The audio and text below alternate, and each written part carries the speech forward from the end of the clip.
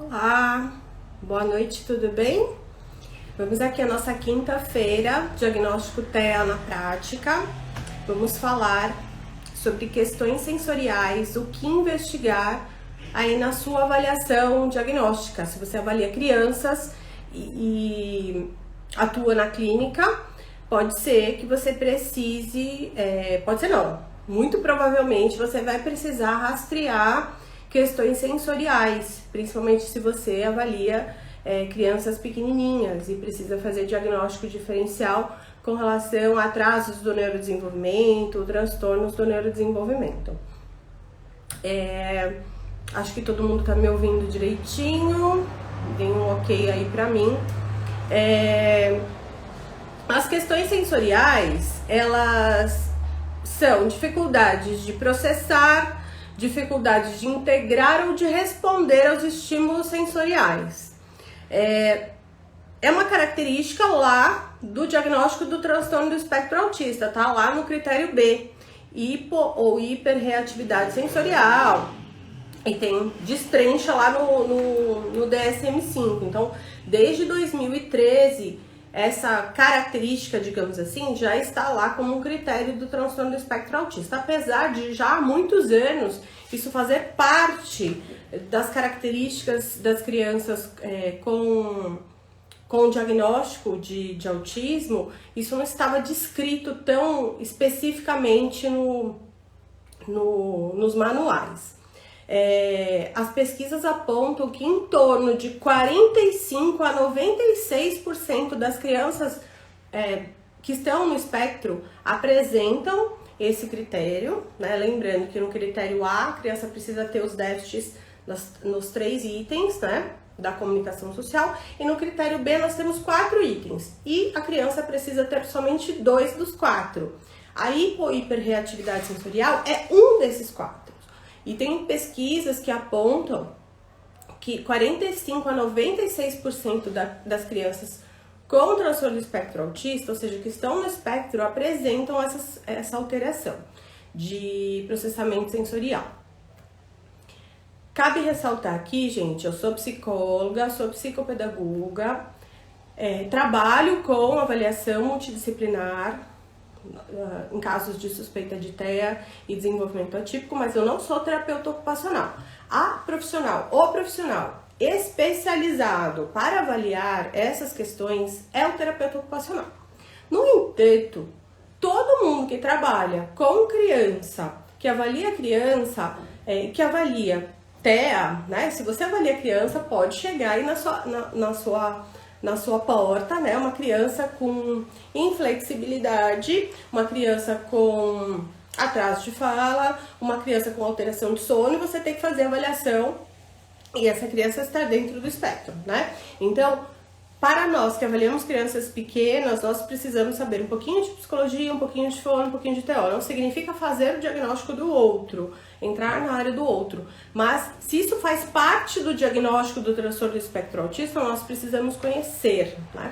Então, eu estou falando aqui sobre o que investigar na sua avaliação diagnóstica para você poder solicitar, por exemplo, se você não tem uma TO da sua equipe de avaliação multidisciplinar ou na sua clínica, para que você possa encaminhar para a TO para ela fazer a avaliação específica para poder ajudar essa criança ou para fechar o diagnóstico ou na intervenção, né? Então, deixando isso claro, eu não estou aqui falando da avaliação da TO, eu estou falando aqui da minha parte da avaliação diagnóstica, pensando no critério B do transtorno do espectro autista. O que é que eu avalio, o que é que eu vejo, que tipo de perguntas eu faço, o que eu faço com a criança para checar a hiperreatividade, como se fosse um rastreio, tá? Deixem perguntas aqui na caixinha, gente, na interrogação, por favor. Sempre tem gente que acaba pedindo para participar da live. Por exemplo, a Miriam e a Michele Carvalho. Elas clicaram aqui para participar da live. Eu acho que talvez até tenha sido por engano, talvez. Se vocês quiserem mandar pergunta, mandem pela interrogação, assim eu consigo ler certinho, tá bom? Eu vou seguir aqui o conteúdo e aí ao final, se vocês tiverem perguntas, especificamente assim sobre a avaliação, eu posso responder. Se for mais especificamente sobre algo da terapia ocupacional, aí não é da minha área, eu não vou me meter, né? A gente pode perguntar pra Bruna, pra Carol, a gente pode convidar outro dia ou a Bruna ou a Carol para falar um pouquinho mais sobre as dúvidas específicas, tá? O que eu souber responder, eu respondo. Mas vamos lá.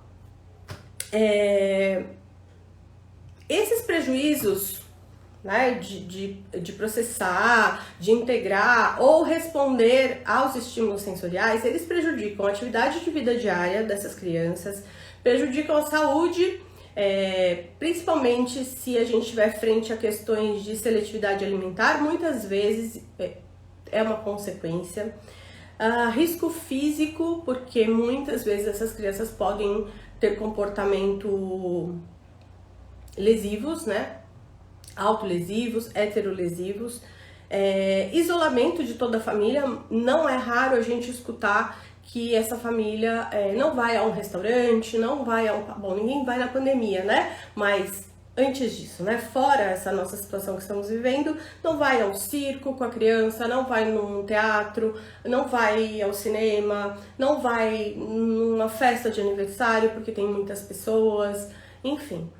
Às vezes não anda muito tempo de carro, tem várias questões relacionadas a isso.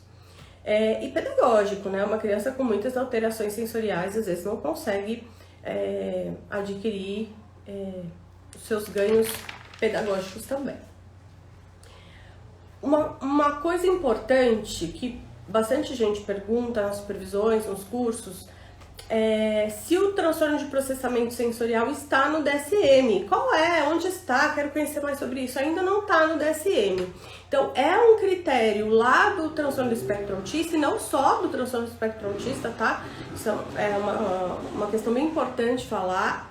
O transtorno de processamento sensorial, ele está vinculado a vários transtornos do neurodesenvolvimento, não é exclusivo do transtorno do espectro autista. Então, se você avalia crianças, é importante que você tenha essa atenção. Então, não é só do TEA, não. E ainda não está no DSM, ainda não foi colocado como uma categoria.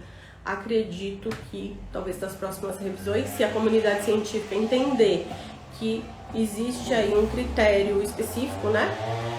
Pode ser que entre aí como uma categoria. Bom, nós temos 3 padrões dentro do transtorno de processamento sensorial: transtorno da modulação sensorial, transtorno de discriminação sensorial e o transtorno sensorial de base motora. O que a gente encontra mais nas crianças com transtorno do espectro autista, né, mais literatura, mais artigo, mais referência, é o transtorno da modulação sensorial. Não quer dizer que os outros também não estejam relacionados. Mas, então, nós vamos ficar aqui mais falando do transtorno da modulação sensorial. No transtorno da modulação sensorial, a gente pode falar em uma dificuldade de responder de forma adaptada aos estímulos sensoriais. Então, a criança ela não vai ter nem a resposta atencional, nem a resposta emocional adaptada diante dos estímulos emocionais. Então, o que isso quer dizer na prática, né? Bom, antes da gente falar o que isso quer dizer na prática, vamos pensar em hiporreatividade, hiperreatividade e busca sensorial. Vocês talvez já tenham escutado esses termos.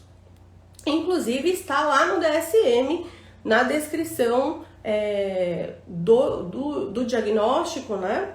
Lá tá descrito isso: hiperreatividade, hiperreatividade a estímulos sensoriais para descrever o transtorno do espectro autista. Então vamos falar um pouquinho disso, depois a gente pensa na prática o que a gente observa na criança, o que a gente pode incluir na nossa avaliação para que a gente possa fazer pequenos testes para verificar essa questão e também que instrumento que a gente pode usar para fazer um rastreio, mesmo sem ser TO, para decidir se encaminha ou não, tá? Então, a hiperresponsividade sensorial é uma resposta exagerada, tá? Aos estímulos sensoriais. Então, a gente vai ver um comportamento de luta, de fuga, ou até mesmo de paralisação diante de estímulos sensoriais, né? Então, na prática clínica, a gente vai ver uma criança com reações impulsivas, agressivas, ou uma criança que vai tentar fugir diante de estímulos que gerem uma sobrecarga. E a gente tem vários sistemas, né? A gente tem o sistema vestibular, tátil, gustativo, a gente não vai entrar nisso aqui, porque a gente tá dando só uma pincelada mesmo. E aí também já é mais profunda, uma avaliação mais específica que fica lá para as TOs. A gente tá falando de um rastreio possível de se fazer numa avaliação de outra área, né? O psicólogo, o psicopedagogo, a fonoaudióloga, poder observar possíveis alterações que contribuam para o diagnóstico do transtorno do espectro autista ou de outro transtorno do neurodesenvolvimento. Então, a hiperresponsividade sensorial vai falar em respostas exageradas aos estímulos sensoriais, respostas intensas. A hiporresponsividade sensorial vai falar em passividade, vai falar em ignorar, tá? Então, uma dificuldade, a gente vai ver uma criança que não engaja, uma criança que busca menos brinquedos, uma criança que não explora o ambiente, né? Ela é menos responsiva sensorialmente a tanto tátil, gustativa, vestibular, em tudo. Não, por isso que a avaliação é mais específica. Pode ser que seja só vestibular e que não seja tátil, enfim, tá? Mas o que significa hiporresponsividade sensorial é uma criança que ela é mais passiva diante dos estímulos do meio, tá? O terceiro padrão, digamos assim, é a busca sensorial. Essa busca sensorial, na minha prática, ela é bem comum e muitas vezes, principalmente em crianças pequenas, 2 anos, 2 anos e meio, 3 aninhos, os pais perguntam assim pra gente: isso não pode ser hiperatividade? Não é TDAH?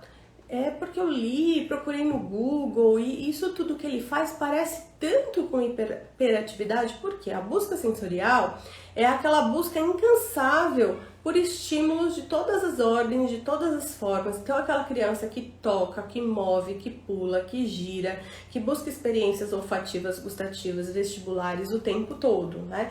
Então, ele pode até ter hiperresponsividade, ele pode ter hiporresponsividade, mas ele também pode ter busca, então ele pode buscar e se incomodar, ele pode fazer essa busca apesar do incômodo, né? Eu tenho um paciente específico que ele tem questões com a luminosidade, então ele tampa, né? Mas ele busca, ele vai até a luz, ele busca e tampa, né? Algumas crianças, por exemplo, podem paralisar na porta diante de um reflexo diante por exemplo, a garrafinha de água tá em cima da mesa, e ele vem sempre no final da tarde. Ele veio de manhã naquele dia, porque mudou o horário, a escola tá fechada, ele veio de manhã.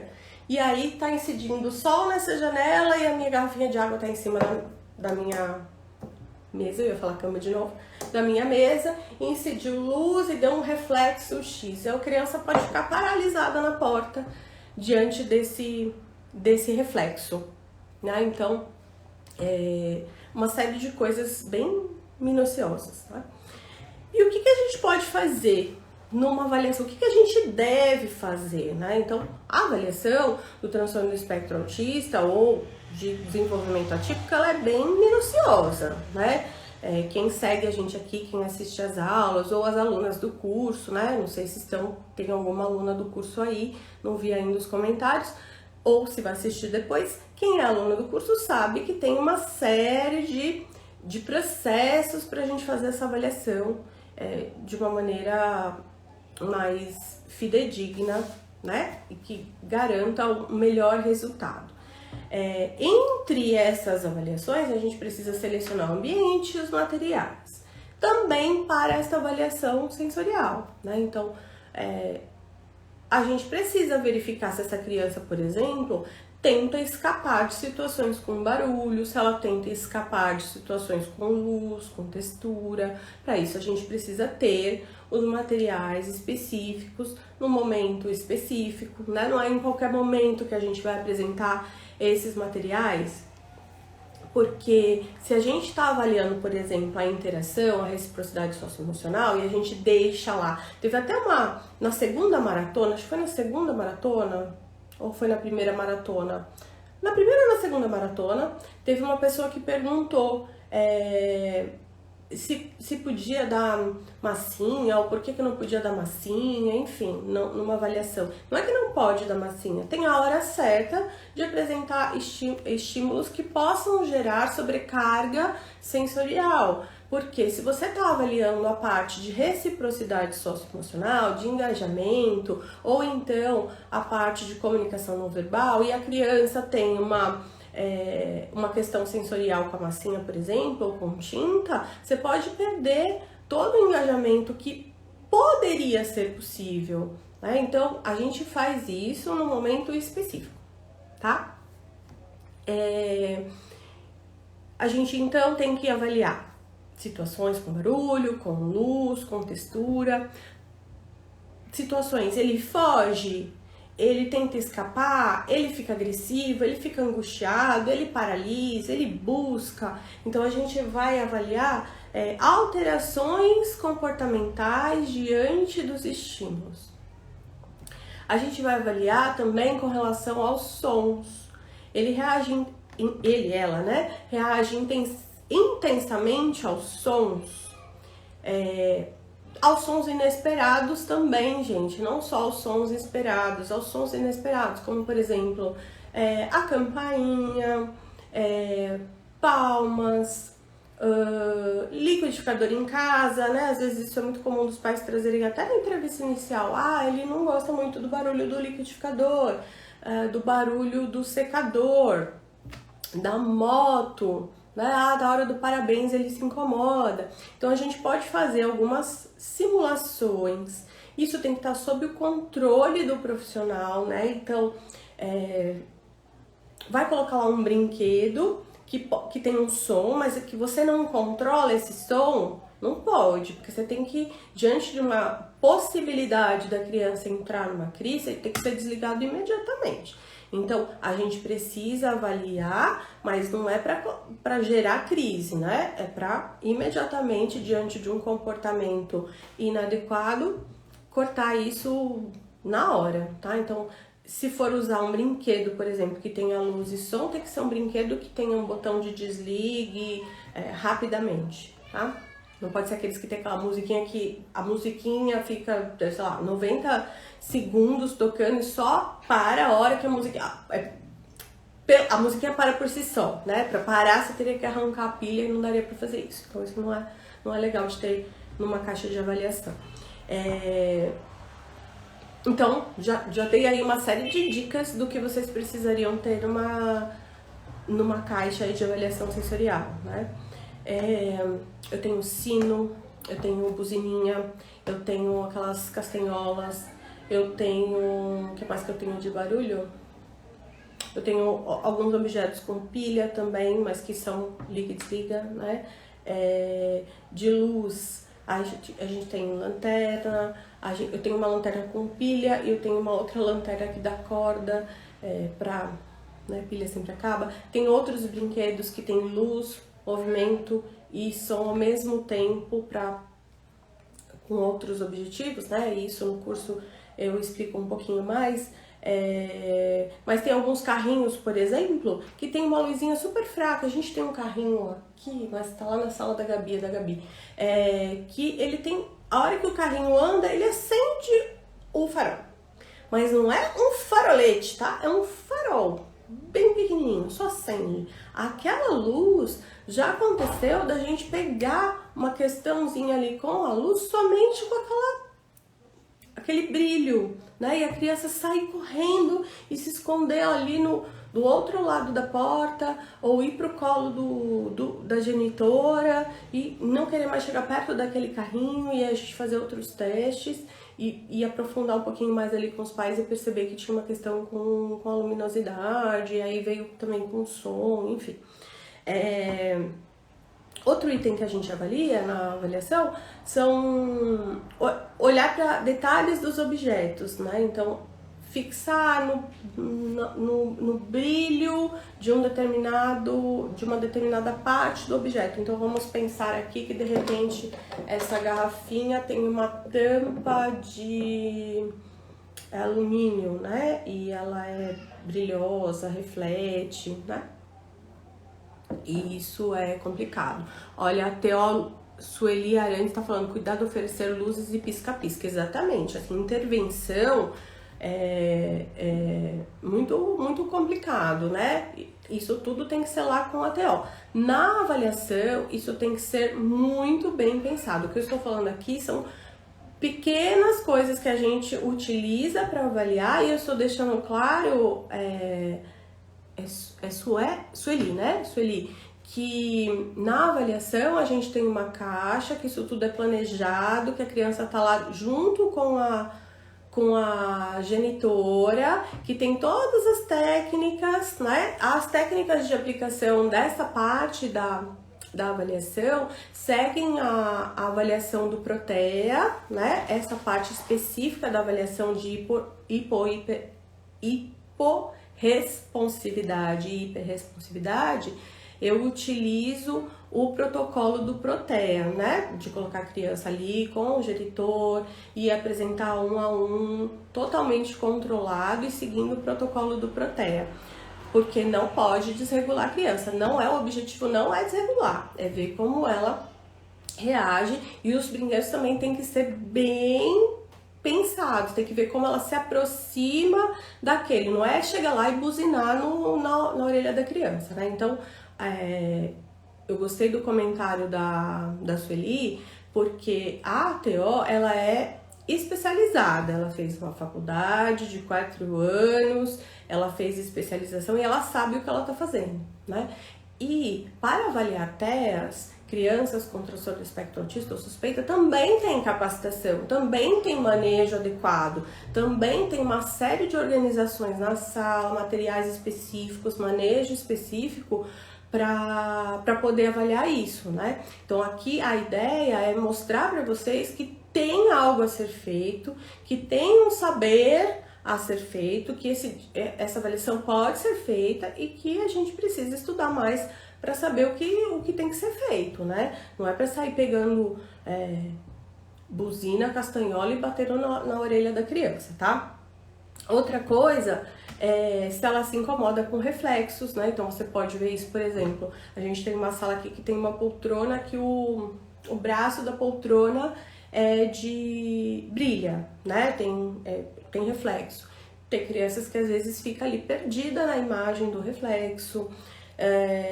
Se a criança não reage bem a cócegas, a abraço, a toques leves, novamente, não é para conhecer a criança na recepção e sair pedindo abraço, pedindo beijo ou fazendo cócegas, né? Também tem todo um manejo, tem toda uma conduta desde o momento que você vai ver essa criança pela primeira vez, porque você tem que avaliar as questões de iniciativa, de reciprocidade, né? Então, você vai ter que fazer algumas condutas que eu já falei em outras aulas aqui, para você poder avaliar esses quesitos primeiro, mas em algum momento, ou você vai poder tocar nessa criança lá na frente, na sua avaliação, pensada, planejada, junto com essa avaliadora, com a genitora, você vai ou pode observar essa mãe brincando com essa criança, ver como que ela reage às cócegas da mãe, enfim.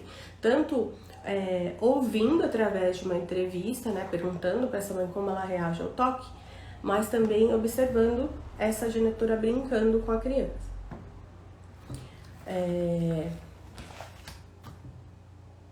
Deixa eu ver o que mais. Desconforto com roupa, com sapato, com meia.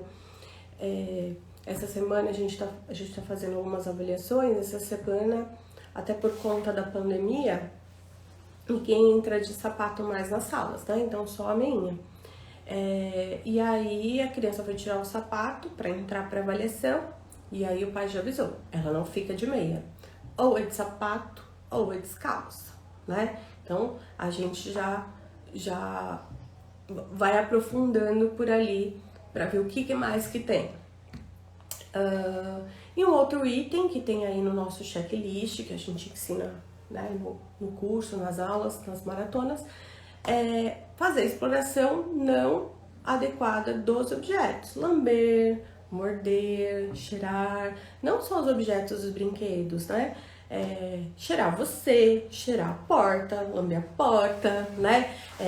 Fazer exploração não adequada para a idade, né, gente? A gente sabe que tem uma idade que as crianças levam os objetos à boca e que isso faz parte do esperado para o desenvolvimento dela. Depois de uma idade, isso já não é mais esperado. E aí a gente vai chamar isso de uma exploração não usual, não adequada dos objetos, tá? E aí a gente vai ficar atenta e vai encaminhar sempre para a TO fazer a avaliação se julgar necessário, tá bom? Então, basicamente, o que a gente faz numa avaliação de diagnóstica, né, em caso de suspeita de TEA, para checar o critério de hiperresponsividade sensorial ou hiporresponsividade sensorial, fascínio por luzes, está assim lá no DSM-5, né? Então, se você é fono, se você é psico e não é TO, você também vai ter que checar esse item, né? O diagnóstico do transtorno do espectro autista é multidisciplinar, várias profissões fazem, né? Assim como a TO, quando recebe a criança, ela também vai avaliar questões mais relacionadas à parte comportamental da psicologia e também da fono. A fono também avalia questões da psicologia e da TO. Então, nós precisamos saber um pouquinho da área do outro. Nós precisamos ter aí objetos, saberes e limites para não desregular a criança, para não causar sobrecarga, e também entender certos comportamentos. Por exemplo, agora a gente está em pandemia e eu acredito que em todas as clínicas tem álcool gel, né? Álcool gel não tem cheiro, mas tem, né, gente? Quem tem rinite já fica com aquele incômodo, né? É bem comum, já aconteceu, não foi uma nem duas, muitas vezes, da criança chegar, a mãe já direcionar, né, pra, enfim, aferir a temperatura e colocar o álcool gel na mão, e a criança ter uma crise, por quê? Ou por conta da questão tátil, né, do álcool na mão, ou por conta do cheiro, enfim.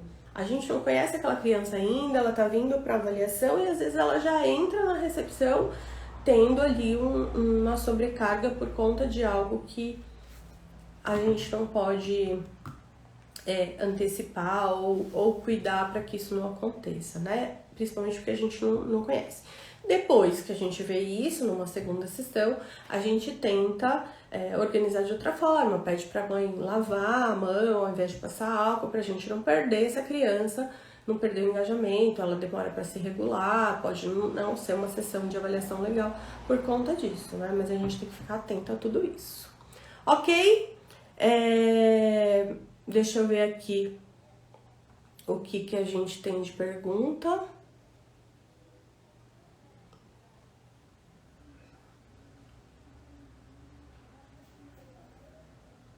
Vamos lá.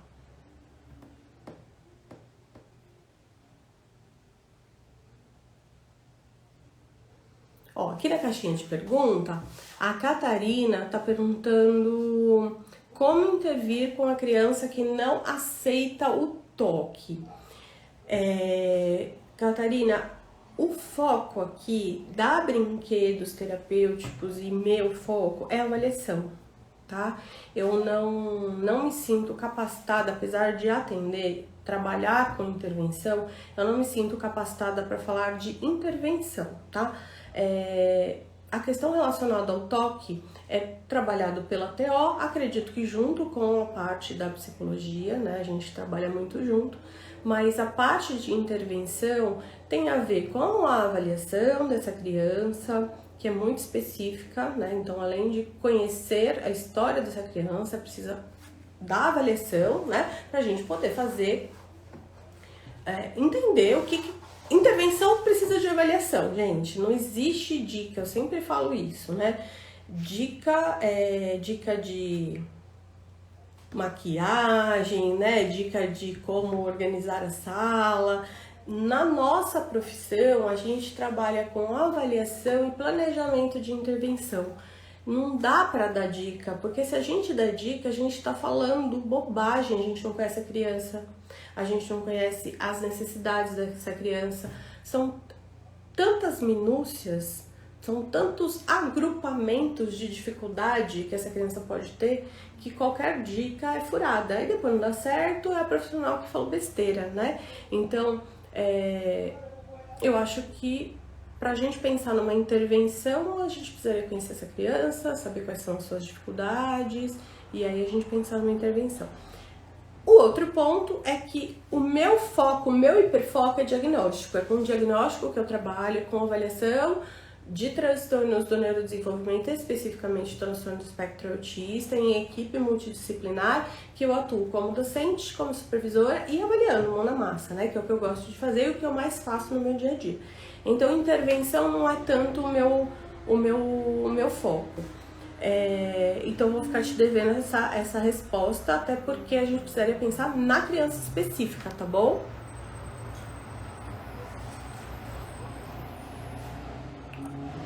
A outra pergunta é da... Gente, não enxerga. Como você avalia uma criança de 4 anos? Utiliza instrumentos avaliativos? Você está falando das questões sensoriais ou de forma geral? Né? No transtorno do espectro autista, é feita avaliação especializada em transtorno do espectro autista. O diagnóstico é clínico, observável. Não existem instrumentos para diagnóstico, a não ser os instrumentos de observação padrão ouro, né? A EIDOS, por exemplo, que você precisa fazer uma capacitação internacional, com certificação internacional, com alguém capacitado e certificado para dar essa certificação, né? A gente tem um monte de curso, aí eu já vi um curso de R$49 falando que ensina abatite, EIDOS, IDR, enfim, tudo, né? Por R$49. Eu falei, gente, aí eu mandei uma mensagem. Na verdade, eu não tenho essa capacitação da EIDOS. Estou em busca, inclusive, se alguém vê por aí com alguém certificado internacionalmente, me manda, porque eu tenho interesse em fazer. Eu ia fazer o ano passado, tava para março, ia ser lá no sul, e veio a pandemia, e aí não teve, né? Então tá tudo parado. E aí eu mandei uma mensagem para essa pessoa, eu falei assim, mas você é certificada? Enfim, né? Não me respondeu até hoje. Então, essas escalas de diagnóstico padrão ouro, elas são... No começo era só para pesquisa, então só em pesquisa que poderia ser utilizada. Hoje tem algumas pessoas, até o Dr. Daniel, psiquiatra, a última live que ele fez aqui, ele falou que ele ainda não tinha essa informação corretamente, se era só na pesquisa ainda ou não. Eu já ouvi outras pessoas da comunidade científica dizendo que não, que já agora já pode, que é só fazer o curso, ter a certificação que você pode aplicar. Eu já precisei dessa escala, por exemplo, para pacientes e para pessoas da minha família, para fazer, né, indicada por psiquiatra, e a gente não encontrou quem fizesse, né? Então, assim, é uma escala que poucas pessoas têm, uma escala não, É um tipo de avaliação que muitas poucas pessoas fazem e tem a certificação adequada. Fora isso, gente, o diagnóstico ele é clínico, quer dizer observável. Observação de sinais e sintomas na clínica, na interação. E basta ser um profissional da área da saúde devidamente capacitado. Um profissional da área da saúde, psicólogos, fonoaudiólogos, terapeutas ocupacionais e médicos. E é multidisciplinar. Tem questões relacionadas ao comportamento, à comunicação, às questões sensoriais e podem ter questões médicas associadas, né? Questões genéticas, questões epilepsia, por exemplo. Então, é um conjunto para fechar esse diagnóstico. O Dr. Daniel tem uma live que ele fez aqui comigo, que até virou um trechinho muito legal, que ele diz: eu não fecho sozinho, se eu tenho o apoio de psicólogos, fonoaudiólogos, TOs, eu sempre fecho em conjunto. Eu fecho sozinho quando eu tô no SUS, que eu não tenho esse acesso, e aí eu tenho que me virar, eu tenho que fechar sozinho. Se eu tenho acesso, eu conto com o apoio de uma equipe multidisciplinar para avaliar todos os aspectos e fechar esse diagnóstico o mais cedo possível, o mais acertadamente possível. Então, a gente usa escalas. Eu uso o MChat para a idade referida. Eu uso a IBC, a ICA para a idade referida, como uma escala muitas vezes uma escala que a gente faz ali com os pais para levantamento, às vezes até mesmo para trabalhar o processo de aceitação desses pais dos sinais de risco, né? Porque às vezes com a MChat, que o pediatra lá não fez, que esses pais não estão lidando ainda com a informação de que essa criança está apresentando sinais de risco, com a MChat você consegue apresentar para esses pais que essa criança está em sinais de risco, está com sinais de risco, através da aplicação do MChat. E aí, por exemplo, você consegue que esses pais avaliem, por exemplo, uma avaliação multidisciplinar, ou que esses pais possam ir buscar uma fono, por exemplo, se ele está só com você como psicóloga, você consegue justificar a necessidade de uma avaliação de uma fonoaudióloga especializada, por exemplo, né? Mas a avaliação é muito completa, complexa, minuciosa, é possível, tá, gente? Com estudo, capacitação mas ela é bem específica. Não é simples. Faz isso e ok, tá? Deixa eu ver se tem outra pergunta aqui.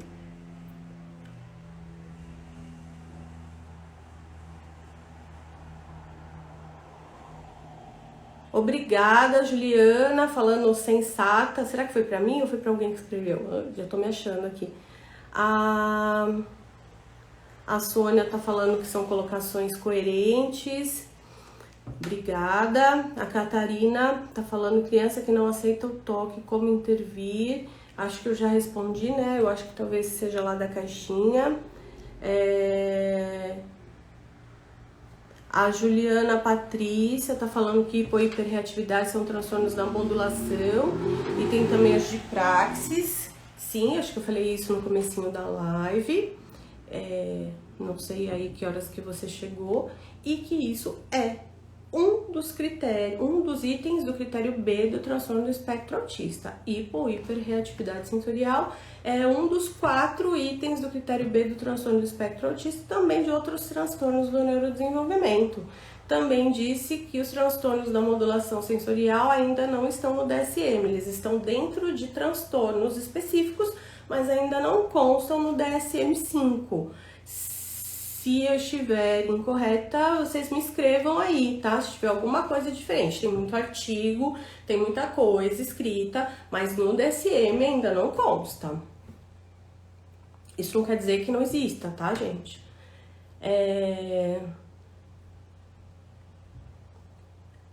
Deixa eu ver o que mais.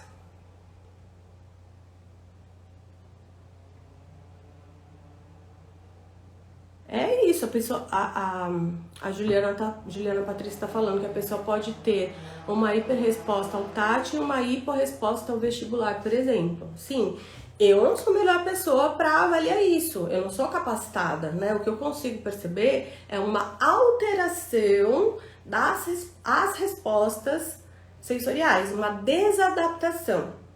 E aí eu preciso de ajuda, né? Assim como eu preciso de ajuda da fono, eu preciso da ajuda da TO.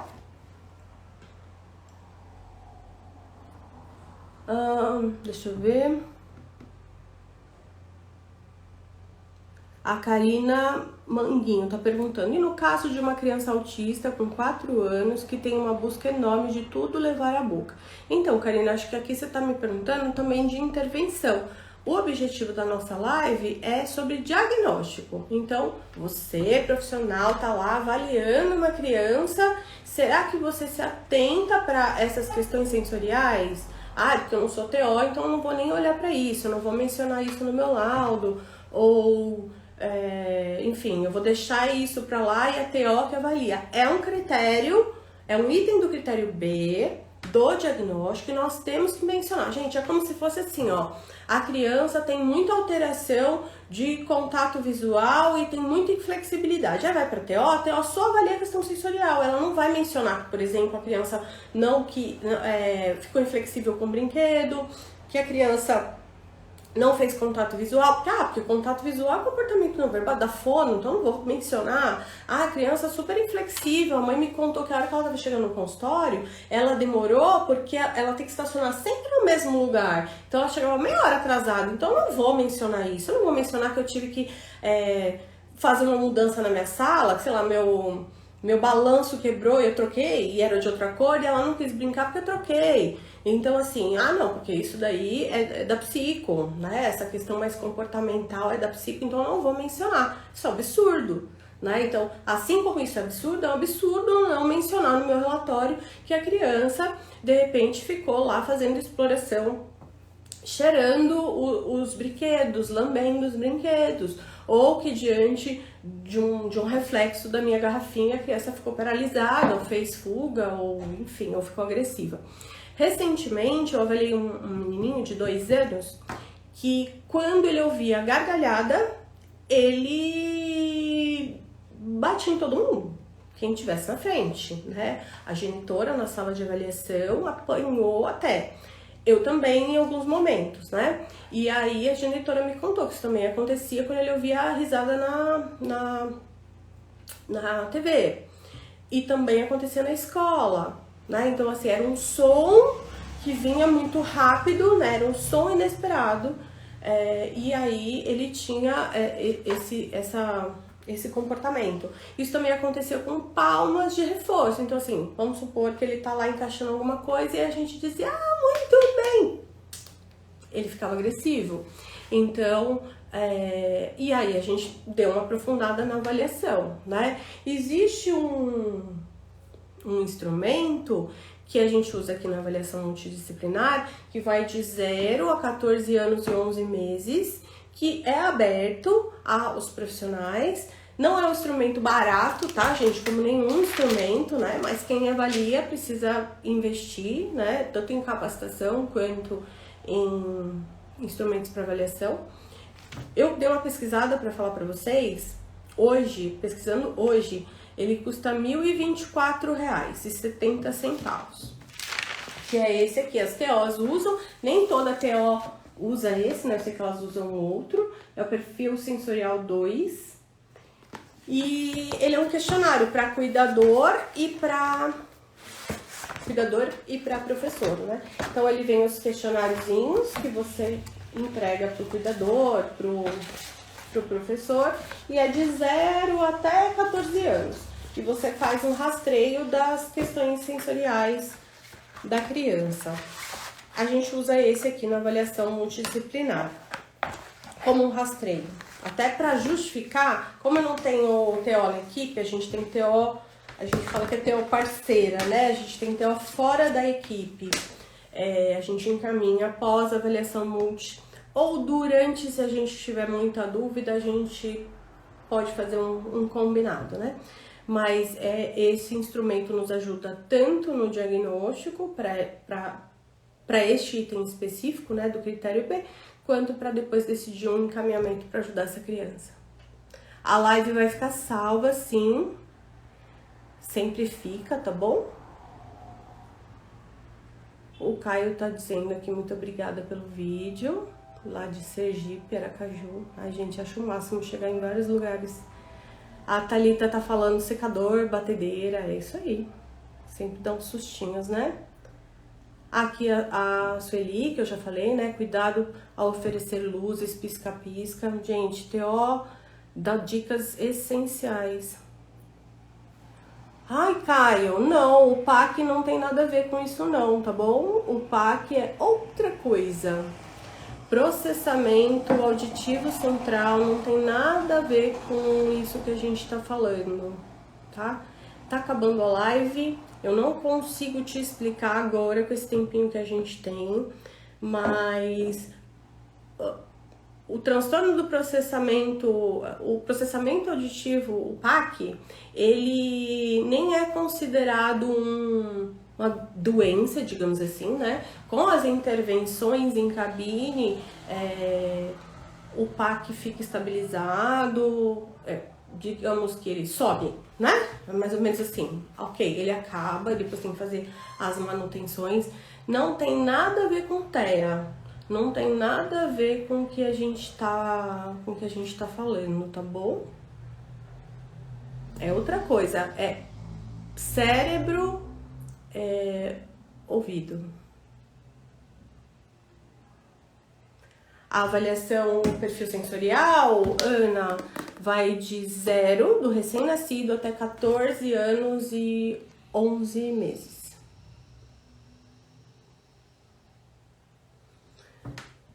Juliana, que tipo de avaliação, rastreio vocês fazem sobre a própria percepção e o vestibular? Ah, a gente não faz nada disso não, isso fica para TO, tá? A gente faz um rastreio geral se essa criança tem alterações diante de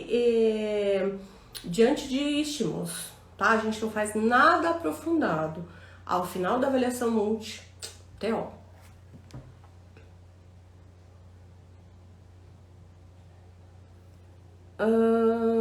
Bom, gente, tá terminando.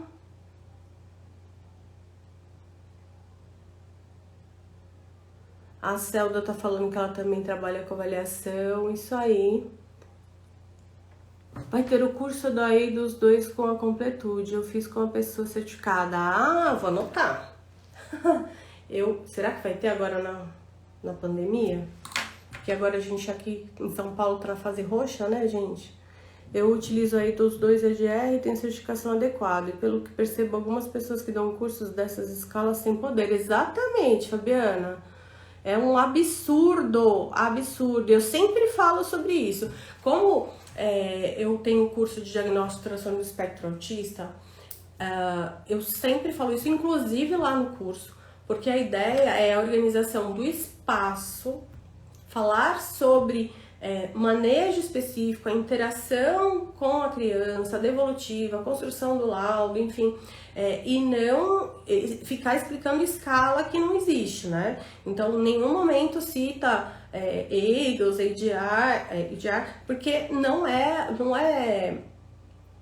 o foco, né? Mas sim, de explicar o que existe e de como buscar esses instrumentos que são padrão ouro, né? Então, quem faz uma capacitação precisa saber o que tem de bom e como buscar essas certificações, né? Que inclusive não são baratas, né? Não são muito baratinhas, né? Se vocês fizeram, vocês sabem do que eu tô falando. Gente, tô com medo de cair a live, mas deixa eu ver se eu consigo responder essa última aqui.